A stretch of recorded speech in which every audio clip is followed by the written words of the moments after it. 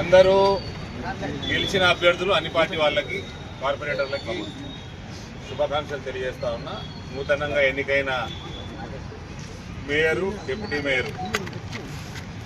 Mayor అభ్యర్థి కాంగ్రెస్ అభ్యర్థికి MIM, BRS 2 మద్దతు ఇచ్చినాయి ఇందూరులో.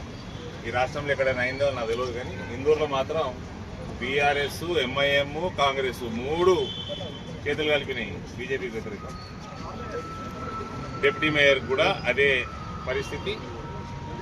సో కాంగ్రెస్ అభ్యర్థి బీజేపీ అభ్యర్థి శ్రీమతి సవంతి రెడ్డిపై 3 ఓట్లతోటి, అంటే 34-31 తోటి కాంగ్రెస్, ఎంఐఎం, బీఆర్ఎస్ కంబైన్డ్ అభ్యర్థి గెలవడం జరిగింది.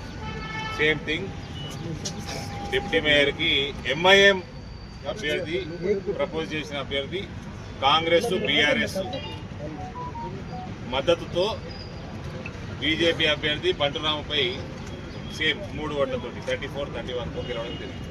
సో ఎనీవే గెలిచిన వాళ్ళందరికీ, కార్పొరేటర్లకి, మేయర్, డిప్యూటీ మేయర్ అందరికీ కూడా నేను శుభాకాంక్షలు తెలియజేస్తా ఉన్నా. కానీ ఇందూరులో కొత్త అపోజిషన్ అంతా కలిసింది ఒక బీజేపీకి వ్యతిరేకం.